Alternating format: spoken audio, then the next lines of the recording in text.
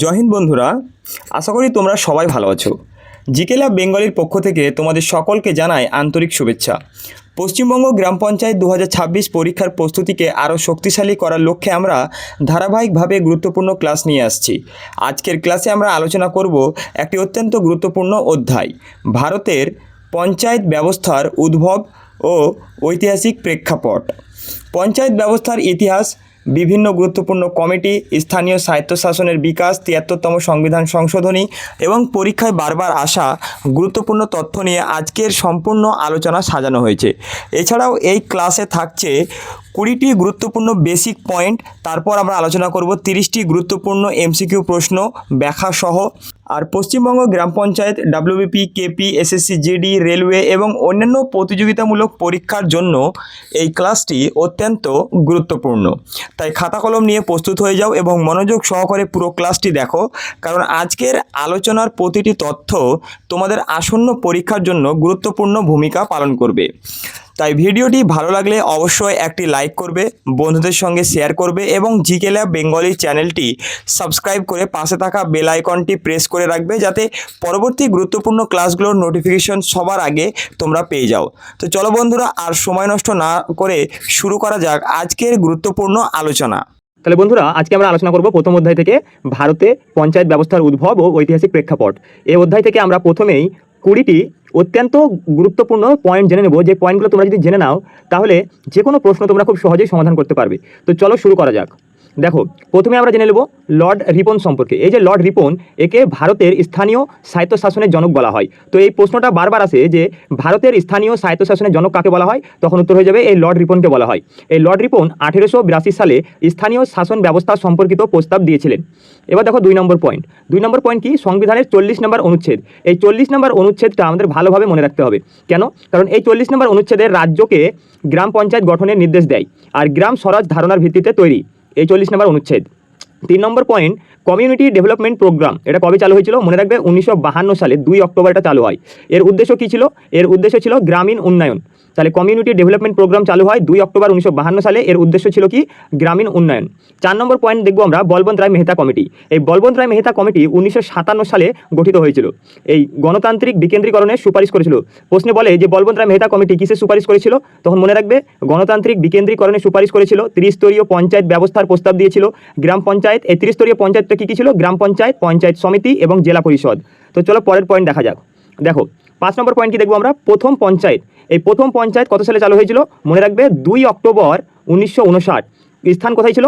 রাজস্থানের নাগর জেলায়। এটা ভালোভাবে মনে রাখবে, রাজস্থানের নাগর জেলায়। প্রশ্নে অনেকবার দিয়ে দেয় যে কোন রাজ্যে প্রথম পঞ্চায়েত ব্যবস্থা চালু হয়েছিল, তখন মনে রাখবে রাজস্থান রাজ্যের নাগর জেলায়। এর উদ্বোধন কে করেছিল? মনে রাখবা জওহরলাল নেহরু উদ্বোধন করেছিল এর। 6 নম্বর পয়েন্ট দেখো, অশোক মেহতা কমিটি। এই অশোক মেহতা কমিটি 1977 সালে গঠিত হয়েছিল। এই অশোক মেহতা কমিটি দ্বিস্তরীয় পঞ্চায়েত ব্যবস্থা সুপারিশ করেছিল। এটা মাথায় রাখবে। হ্যাঁ, বলবন্ত রায় মেহতা কমিটি 30-স্তরীয় পঞ্চায়েত ব্যবস্থার সুপারিশ করেছিল, কিন্তু এই অশোক মেহতা কমিটি যেটা 1977 সালে গঠিত হয়, সে দ্বিস্তরীয় পঞ্চায়েত ব্যবস্থার সুপারিশ করেছিল। রাজনৈতিক দলের অংশগ্রহণের পক্ষে মত দিয়েছিল এই অশোক মেহতা কমিটি। 7 নম্বর পয়েন্ট দেখো, GVK রাও কমিটি, যেটা 1985 সালে গঠিত হয়। এখানে কি কি বলা হয়েছিল? জেলা পরিষদকে প্রধান কেন্দ্র করার সুপারিশ দিয়েছিল আর নিয়মিত নির্বাচনের ওপর জোর দেয় এই GVK রাও কমিটি। 8 নম্বর পয়েন্টটা দেখো, এখানে বলেছে LM সিংভি কমিটি, যেটা 1986 সালে গঠিত হয়। এখানে কি কি সুপারিশ করা হয়েছিল? দেখো, পঞ্চায়েতকে সাংবিধানিক মর্যাদা দেওয়ার সুপারিশ করে। তো প্রশ্ন এভাবে দিয়ে দেয় যে কোন কমিটি পঞ্চায়েতকে সাংবিধানিক মর্যাদা দেওয়ার সুপারিশ করেছিল, তখন উত্তর হবে কি? LM Singhvi committee. এখানে বলছে গ্রাম সভাকে শক্তিশালী করার পরামর্শ দেয় এই LM সিংভি কমিটি। এখান থেকে খালি মনে রাখবে এই LM সিংভি কমিটি কত সালে গঠিত হয়েছিল এবং পঞ্চায়েতকে সাংবিধানিক মর্যাদা দেওয়ার সুপারিশ করেছিল এই LM সিংভি কমিটি। চলো পরের পয়েন্ট জেনে নিই। দেখো 9 নম্বর পয়েন্টে আমরা কি দেখবো? 73তম সংবিধান সংশোধনী আইন দেখব, যেটা 1992 সালে হয়েছিল। এটা মাথায় রাখবে। হ্যাঁ, 1992 সালে হয়েছিল। প্রশ্নে অনেকবার দিয়ে দেয় যে এই 73তম সংবিধান সংশোধনী আইন কত সালে হয়েছিল, তো আমরা বলবো 1992 সালে। এই আইন দ্বারা কি হয়েছিল? পঞ্চায়েতকে সাংবিধানিক মর্যাদা প্রদান করে। তো প্রশ্নে অনেক সময় দিয়ে দেয় যে পঞ্চায়েতকে সাংবিধানিক মর্যাদা প্রদান করে কোন সংশোধনী, তখন উত্তর কী হবে? 73তম সংবিধান সংশোধনী, যেটা 1992 সালে হয়েছিল। 10 নম্বর পয়েন্ট আমরা জানবো সংবিধানের পার্ট 9। এই সংবিধানের পার্ট 9টাও খুব গুরুত্বপূর্ণ। দেখো এই সংবিধানের পার্ট 9-এ 243A থেকে 243O পর্যন্ত ধারা রয়েছে, ঠিক আছে, এই পঞ্চায়েত সম্পর্কে। তো প্রশ্নে বলবে যে পরীক্ষায় যে কোন পার্টে পঞ্চায়েত সম্পর্কে আলোচনা রয়েছে, তখন আমাদের উত্তর কী হবে? পার্ট 9-এ পঞ্চায়েত সম্পর্কে আলোচনা রয়েছে। এবার 11 নম্বর পয়েন্ট দেখো, একাদশ তপশিল বা 11th শিডিউল। এই 11th শিডিউলে মোট 29টি বিষয় রয়েছে, পঞ্চায়েত নিয়ে আলোচনা রয়েছে। তো প্রশ্ন এভাবেও দিতে পারে যে কোন তপশিলে পঞ্চায়েত ব্যবস্থা সম্পর্কে আলোচনা রয়েছে, তখন উত্তর কী হয়ে যাবে? 11th শিডিউল বা একাদশ তপশিলে। আবার এরকমও বলবে যে একাদশ তপশিলে কটি বিষয় রয়েছে, তখন মাথায় রাখবে 29টি বিষয় রয়েছে। দেখো 12 নম্বর পয়েন্ট আমরা জানবো 24 এপ্রিল 1993। এটা খুবই গুরুত্বপূর্ণ। কেন? কারণ এই 24 এপ্রিল 1993 সালে 73তম সংশোধনীটি কার্যকর হয়েছিল। কিন্তু 73তম সংবিধান সংশোধনী হয়েছিল কত সালে? 1992 সালে। কিন্তু কার্যকর হয় কবে? 24 এপ্রিল 1993 সালে। এটা ভালোভাবে মনে রাখবে, হ্যাঁ, কার্যকর হয় 1993 সালের 24 এপ্রিল, কিন্তু সংশোধনী আইনটা পাস হয়েছিল কত সালে? 1992 সালে। এই জাতীয় পঞ্চায়েতি রাজ দিবস পালিত হয়, এই কার্যকরের দিন যে 24 এপ্রিল, এই 24 এপ্রিল জাতীয় পঞ্চায়েতি রাজ দিবস পালিত হয়। মাথায় রাখবে, এই যদি প্রশ্নে বলে যে জাতীয় পঞ্চায়েতি রাজ দিবস কবে পালিত হয়, তখন আমাদের উত্তর কী হবে? 24 এপ্রিল। 24 এপ্রিল জাতীয় পঞ্চায়েতি রাজ দিবস, এটা ভালোভাবে মনে রাখবে। চলো পরের পয়েন্ট দেখে নেওয়া যাক। দেখো 13 নম্বর পয়েন্ট কি আমরা জানবো কি? অনুচ্ছেদ 243D সম্পর্কে আমাদের জানতে হবে। কেন? কারণ এখানে এই 243D অনুচ্ছেদে SC ও ST সংরক্ষণের কথাটা বলা রয়েছে এবং মহিলাদের জন্য ন্যূনতম 33% সংরক্ষণের কথা বলা হয়েছে। তো প্রশ্নে অনেক সময় বলে যে পঞ্চায়েতে যে আসন রয়েছে, সেই আসনে মহিলাদের জন্য কত শতাংশ সংরক্ষিত রয়েছে, তখন উত্তর কত হবে? 33%। 14 নম্বর পয়েন্ট আমরা জানবো 243E অনুচ্ছেদ। এখানে কি রয়েছে? এখানে পঞ্চায়েতের মেয়াদ 5 বছর। এটা পঞ্চায়েতের যে সদস্য, যেমন প্রধান, যারা কাজ করে উপপ্রধান, তাদের মেয়াদ কত বছরের হয়? 5 বছরের হয়। এটা এখানে বলা রয়েছে 243E ধারায়। আর এই পঞ্চায়েত যদি ভেঙে যায়, তাহলে মাথায় রাখবে 6 মাসের মধ্যে নতুন নির্বাচন করতে হয়। দেখো এবার 15 নম্বর পয়েন্ট আমরা জানবো অনুচ্ছেদ 243I। এখানে কি বলা রয়েছে? এখানে বলছে প্রতি 5 বছরে রাজ্যে অর্থ কমিশন গঠন করতে হবে। তাহলে প্রশ্নে বলে যে রাজ্যে অর্থ কমিশন গঠন করা বলেছে, এটা কোন ধারায় রয়েছে? তখন মাথায় রাখবে 243 ধারায় রয়েছে। আর এই যে রাজ্য অর্থ কমিশন, এটা কে গঠন করেন? মনে রাখবে, এটা গঠন করে রাজ্যপাল। এটা কে গঠন করে? রাজ্যপাল। এবার দেখো 16 নম্বর পয়েন্ট অনুচ্ছেদ 243K। এখানে কি রয়েছে? এখানে রয়েছে রাজ্য নির্বাচন কমিশনের ব্যবস্থা বলা রয়েছে। তো প্রশ্নে বলে যে রাজ্য নির্বাচন কমিশনের ব্যবস্থা কত নম্বর ধারায় বলা রয়েছে, তখন উত্তর কী হয়ে যাবে? 243K নম্বর ধারায়। চলো পরের পয়েন্ট জেনে নিই। দেখো 17 নম্বর পয়েন্ট আমরা জানবো পেশা অ্যাক্ট, যেটা কত সালে হয়েছিল? 1996 সালে। এর কারণটা ছিল কি? উপজাতি অধ্যুষিত এলাকায় পঞ্চায়েত ব্যবস্থাটা সম্প্রসারণ করা। 18 নম্বরটা দেখো, 18 নম্বর পয়েন্ট হচ্ছে গ্রামসভা। এই গ্রামসভা সম্পর্কে কত নম্বর অনুচ্ছেদে রয়েছে? মাথায় রাখবে 243A নম্বর অনুচ্ছেদে এই গ্রামসভা সম্বন্ধে বলা রয়েছে। এই গ্রামসভা কাদের নিয়ে গঠিত হয়? তখন মাথায় রাখবে সকল ভোটার নিয়ে গঠিত হয়। পঞ্চায়েত ব্যবস্থার ভিত্তি বলা হয় এই গ্রামসভাকে।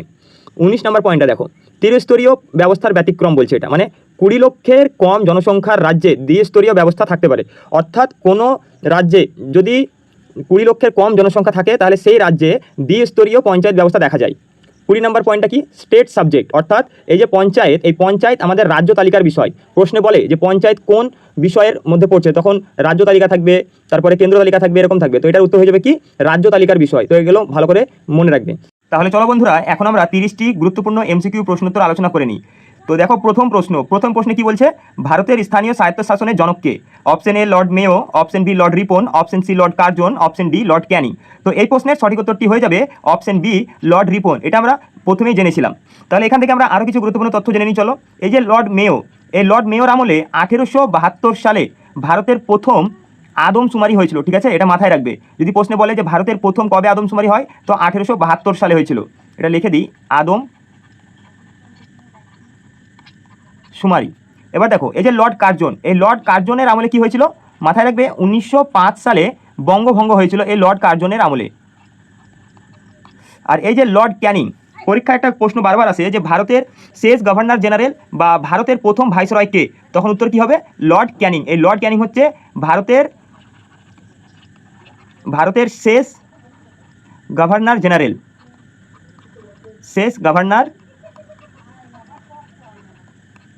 জেনারেল, এবং প্রথম ভাইসরয়, ভারতের প্রথম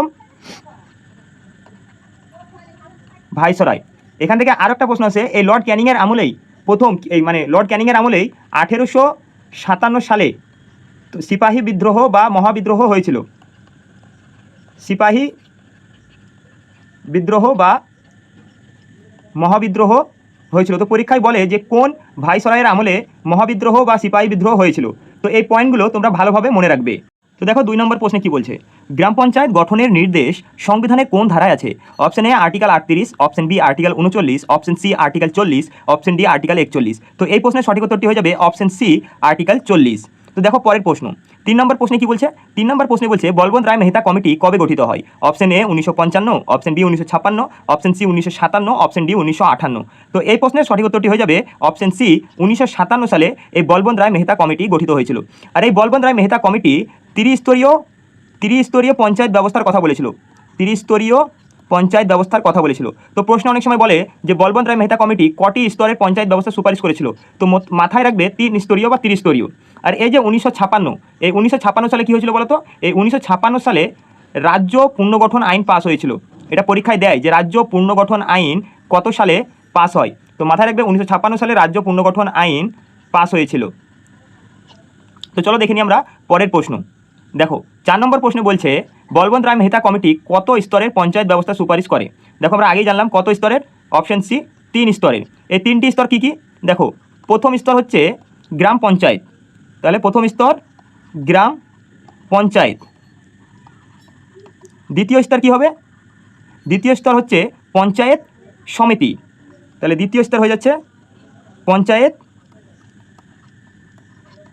সমিতি। আর 3 নম্বর স্তরটা কি হয়ে যাচ্ছে? জেলা পরিষদ।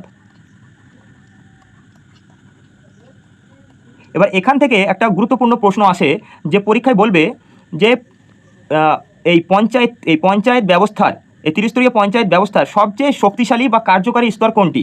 তখন অপশনে থাকবে গ্রাম পঞ্চায়েত, পঞ্চায়েত সমিতি, জেলা পরিষদ বা কোনোটি নয়। তো তখন সঠিক উত্তরটি কী হয়ে যাবে? পঞ্চায়েত সমিতি। তো এই পঞ্চায়েত সমিতি হচ্ছে সবচেয়ে শক্তিশালী বা কার্যকারী স্তর। তো এই পয়েন্টটা ভালোভাবে মনে রাখবে।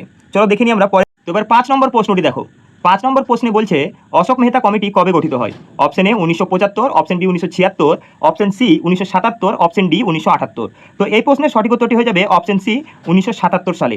আর এই অশোক মেহতা কমিটি মাথায় রাখবে 2 স্তর পঞ্চায়েত গঠনের কথা বলেছিল, 2 স্তর বিশিষ্ট পঞ্চায়েত গঠনের কথা বলেছিল। আর আমরা জানলাম কি বলবন্ত রায় মেহতা কমিটি ত্রিস্তরীয় পঞ্চায়েত ব্যবস্থার কথা বলেছিল। তো চলো দেখে নিই পরের প্রশ্ন। দেখো 6 নম্বর প্রশ্নে বলছে অশোক মেহতা কমিটি কত স্তরের পঞ্চায়েত ব্যবস্থা সুপারিশ করে? তো আমরা আগেই জানলাম 2 স্তরের। তো চলো পরের প্রশ্ন দেখে নিই। দেখো 7 নম্বর প্রশ্নে কি বলছে? 7 নম্বর প্রশ্নে বলছে ভারতের প্রথম পঞ্চায়েত ব্যবস্থা কোন রাজ্যে চালু হয়? তো এই অপশনগুলো কি দিয়েছে? Rajasthan, option A Rajasthan, option D Andhra Pradesh, option C Gujarat, option D Paschimbanga. তো এই প্রশ্নের সঠিক উত্তরটি হয়ে যাবে অপশন এ রাজস্থান রাজ্যে প্রথম চালু হয়। এই রাজস্থান রাজ্যের কোথায়? মাথায় রাখবে নাগর বলে একটা জেলা রয়েছে, এই নাগর জেলায় প্রথম পঞ্চায়েত ব্যবস্থা চালু হয়। কত সালে চালু হয়? মাথায় রাখবে 2 অক্টোবর 1959 সালে চালু হয়, 2 অক্টোবর 1959 সালে। এবার যদি প্রশ্নে বলে যে দ্বিতীয় রাজ্য কোনটি, মানে রাজস্থানের পরে কোন রাজ্যে পঞ্চায়েত ব্যবস্থা চালু হয়েছিল, তখন মাথায় রাখবে এই অন্ধ্রপ্রদেশ রাজ্যে চালু হয়েছিল। এই অন্ধ্রপ্রদেশ রাজ্যে কত সালে চালু হয়েছিল? 1959 সালের 1 নভেম্বর, 1959 সালের 1 নভেম্বর এখানে পঞ্চায়েত ব্যবস্থা শুরু হয়েছিল। আর আমাদের পশ্চিমবঙ্গে কবে চালু হয়? মাথায় রাখবে 1978 সালে, ডেটটা আমার মনে পড়ছে না, তবে 1978 সালে প্রথম আধুনিক 3 স্তরের পঞ্চায়েত নির্বাচন হয়েছিল এই পশ্চিমবঙ্গ রাজ্যে 1978 সালে।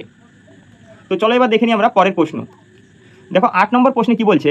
8 নম্বর প্রশ্নে বলছে রাজস্থানের কোথায় প্রথম পঞ্চায়েত ব্যবস্থা চালু হয়? এটা আমরা আগেই জানলাম। তো অপশন কি হয়ে যাবে? অপশন সি হয়ে যাবে সঠিক উত্তর, অপশন সি। আচ্ছা এই যে জয়পুর, এই জয়পুরকে গোলাপি শহর বলা হয়, ঠিক আছে, গোলাপি শহর বা পিঙ্ক সিটি। আর এই যে যোধপুর, এই যোধপুরকে কি বলা হয় বলো তো? এই যোধপুরকে বলা হয় ব্লু সিটি বা নীল শহর, ব্লু সিটি বলা হয় এই যোধপুরকে। তো চলো দেখে নিই পরের প্রশ্ন। দেখো 9 নম্বর প্রশ্নে কি বলছে প্রথম পঞ্চায়েত ব্যবস্থা কবে চালু হয়? Option A 2 October 1959, option B 2 October 1960, option C 26 January 1959, option D 15 August 1959। তো এই প্রশ্নটাও আমরা আগে আলোচনা করলাম। তো এই প্রশ্নের সঠিক উত্তর কী হয়ে যাবে? অপশন এ 2 অক্টোবর 1959 সালে প্রথম পঞ্চায়েত ব্যবস্থা চালু হয়েছিল রাজস্থান রাজ্যে, আমরা আগেই জানলাম। চলো পরের প্রশ্ন দেখে নিই। দেখো 10 নম্বর প্রশ্নে কি বলছে 73তম সংবিধান সংশোধনী আইন কবে পাস হয়? তাহলে এটাও আমরা আগে আলোচনা করেছি। দেখো অপশনগুলো দেখো, option A 1991, option B 1992, option C 1993, option D 1994। তাহলে এই প্রশ্নের সঠিক উত্তর কী হয়ে যাবে? তাহলে এই প্রশ্নের সঠিক উত্তরটি হয়ে যাবে অপশন বি 1992 সালে। কিন্তু একটা কথা মাথায় রাখবে, এখানে বলেছে আইন পাস হয়, কিন্তু যদি বলতো এই 73তম সংবিধান সংশোধনী আইন কবে কার্যকর হয়, তখন কবে কার্যকর হয়? 1993 সালে কার্যকর হয়। এটা ভালোভাবে মাথায় রাখবে, 1993 সালে কার্যকর হয়েছিল। কত তারিখ? 24 এপ্রিল, 24 এপ্রিল কার্যকর হয়েছিল। এই 24 এপ্রিল কার্যকর হয় বলে এই 24 এপ্রিল ডেটটাকেই ভারতের পঞ্চায়েতি রাজ দিবস হিসেবে পালিত হয়। ঠিক আছে, পঞ্চায়েতি রাজ দিবস হিসেবে পালিত হয়। তো চলো এবার পরের প্রশ্ন জেনে নিই।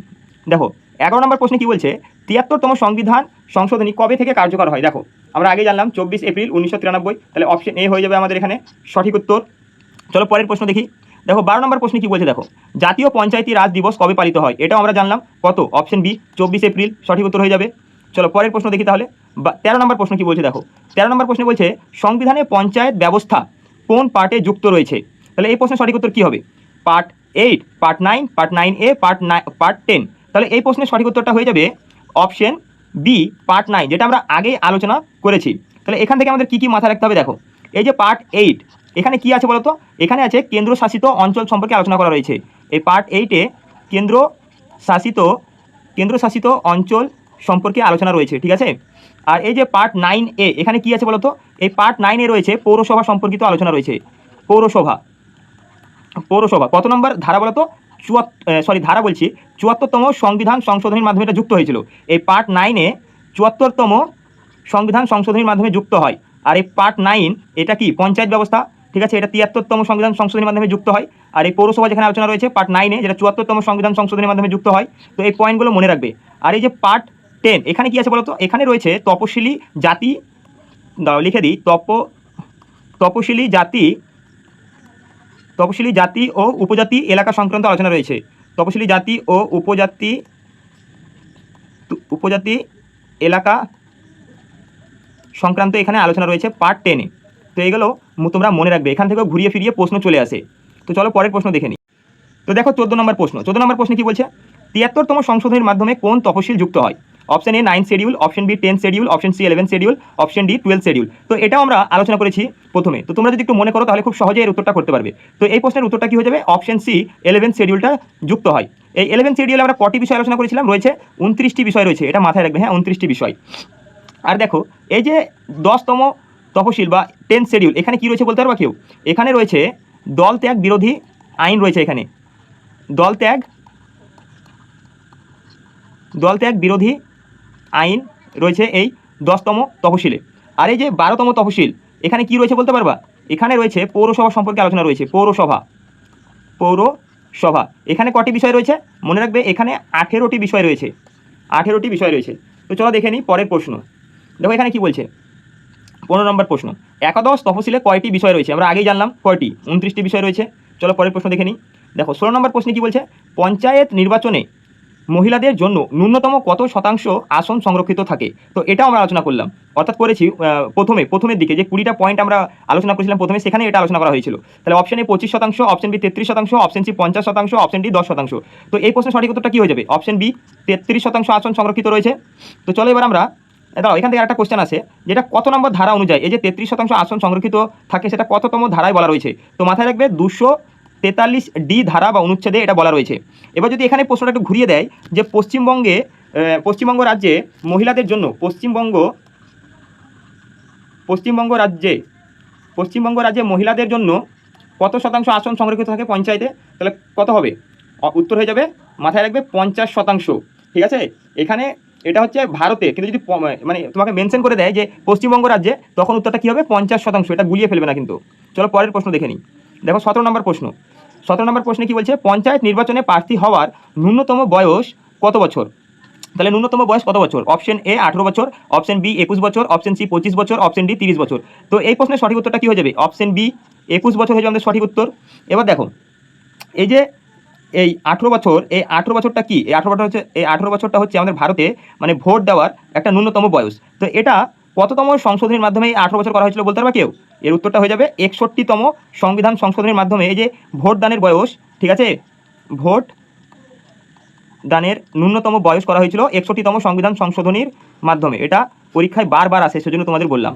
এবার এখানে দেখো এই যে 25 বছর, এই 25 বছরটা কি বলতো? এটা হচ্ছে লোকসভা ও বিধানসভা যে নির্বাচন হয়, সেখানে কেউ যদি প্রার্থী হতে চায় তাহলে তাকে এই বয়সটা হতে হবে। মানে 25 বছর যদি সে হয় তাহলে সে লোকসভা বা বিধানসভার প্রার্থী হতে